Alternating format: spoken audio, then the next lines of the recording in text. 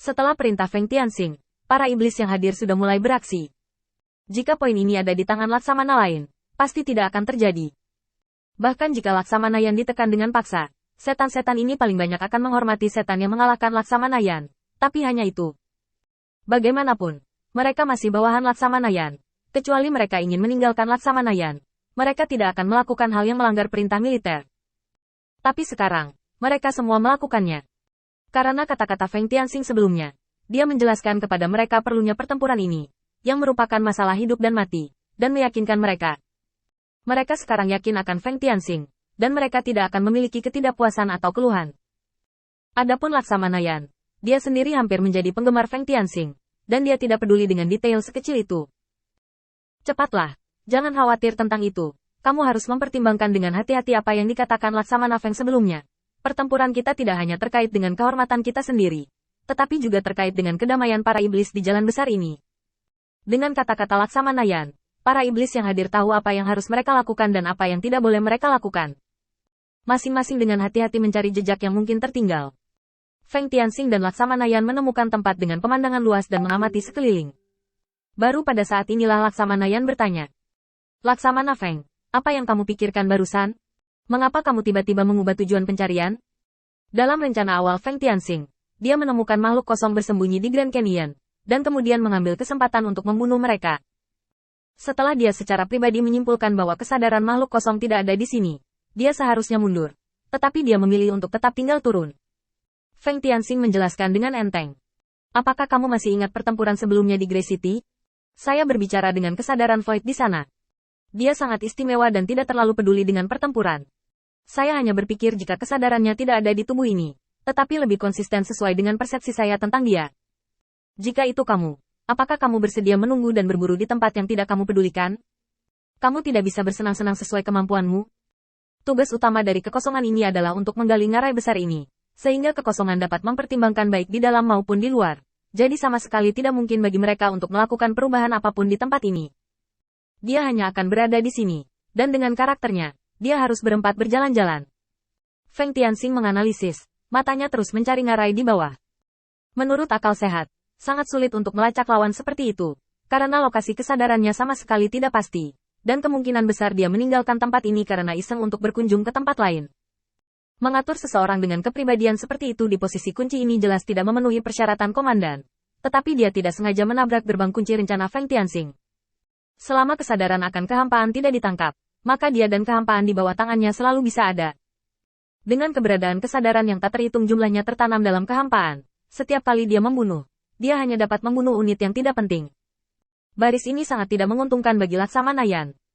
Saat mencari, semangat mereka tegang, karena takut kehilangan detail kecil. Feng Tianxing berpikir sejenak, tetapi dia tidak berjongkok ke kesadaran akan kehampaan, berpikir sejenak. Apakah ada tempat di dekat sini yang lebih terkenal? Tidak, relatif terkenal, tapi tidak terkenal. Menurut pengetahuan Feng Tianxing tentang pihak lain, dia sangat mungkin bepergian sekarang, dan sering bepergian untuk menemukan pemandangan terbaik. Dan sekarang beberapa bulan telah berlalu sejak Void Invasion. Tempat-tempat terkenal di sekitar sini mungkin semuanya pernah bergaul dengannya sekali, dan sisanya hanyalah tempat dengan reputasi yang kurang jelas. Tempat-tempat ini perlu dilucuti dari ingatannya dengan aneksasinya terhadap iblis, dan dia memperkirakan waktunya. Sekarang saatnya dia memiliki nama tempat ini dan bermain-main. Setelah berpikir sejenak, mata Laksamana Yan tiba-tiba berbinar. Maksudmu tempat yang belum dia kunjungi, tapi sangat terkenal? Feng Tianxing mengangguk setuju. Laksamana Yan bertepuk tangan. Aku tahu, di puncak gunung pada bulan September, akan ada banyak bunga ungu yang bermekaran malam ini, dan kami telah secara khusus mengadakan festival di sini saat bunga-bunga ini mekar. Feng Tianxing sedikit mengernyit. Seberapa sering mekar? Laksamana Yan kembali dengan pasti. 3 tahun sekali, mata Feng Tianxing menjadi cerah. Semua tempat yang tersisa di sini tidak menggoda seperti yang dibawa ke kehampaan. Berapa jauh? Ribuan mil. Feng Tianxing melihat ke langit. Setelah semua kesibukan, mereka ingin membiarkan tentara bergegas bersama. Tapi sudah terlambat, jadi dia berkata. Laksamana Yan, kamu ikut denganku. Kali ini pujian ada di kepalamu. Panggil anak buahmu dan biarkan mereka bersiap di sini. Setelah 3 jam, yaitu saat hari gelap, serangan umum akan dimulai. Laksamana Yan dengan cepat memerintahkan untuk turun, dan Feng Tianxing melihat cacing besar di bawah, merasa agak tidak senang. Makhluk hampa inilah yang mengganggu rencananya. membuatnya berdiri di sisi berlawanan dari kehampaan, dan memaksanya untuk menerima posisi Kaisar Iblis dalam keputusasaan. Tanpa makhluk kosong ini, Feng Tianxingda tidak akan terlalu merepotkan. Dia hanya perlu bertahan dan berkembang. Sangat tidak mungkin untuk mengatakan bahwa tidak ada kebencian pribadi terhadap makhluk-makhluk kosong ini. Meninggalkan beberapa lingkaran sihir di belakang, Feng Tianxing menginstruksikan iblis di sebelahnya bagaimana cara menggunakannya, lalu berangkat. Lingkaran sihir ini cukup untuk menghancurkan sebagian besar makhluk kosong. Sekalipun tidak dioperasikan dengan benar, mereka masih memiliki kekuatan tertentu dan dapat menimbulkan ancaman yang lebih besar bagi makhluk kosong ini. Keduanya segera bergegas ke Gunung Jiuyu. Omong-omong, Gunung Jiuyu sebenarnya masih di bawah kendali Laksamana Yan. Lagi pula, tempat ini sudah dekat dengan tepi bahaya alam kota Grey, hanya selangkah lagi. Keduanya terbang sangat cepat, dan butuh 2 jam untuk tiba. Langit sudah mulai gelap. Jika bukan karena makhluk kosong itu berjaga-jaga sepanjang jalan, avatar Feng Tianxing dan kecepatan Laksamana Yan hanya akan lebih cepat. Dengan kedatangan keduanya, tidak banyak setan muncul di Gunung Jiuyu.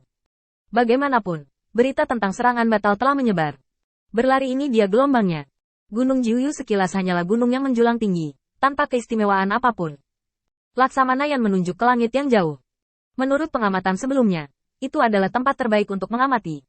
Anda bisa melihat bulan 9 bulan menyala di atas gunung. Apa yang akan dilakukan Laksamana Feng selanjutnya? Masih ada beberapa setan di sini, dan sulit untuk mengetahui siapa yang void untuk sementara waktu.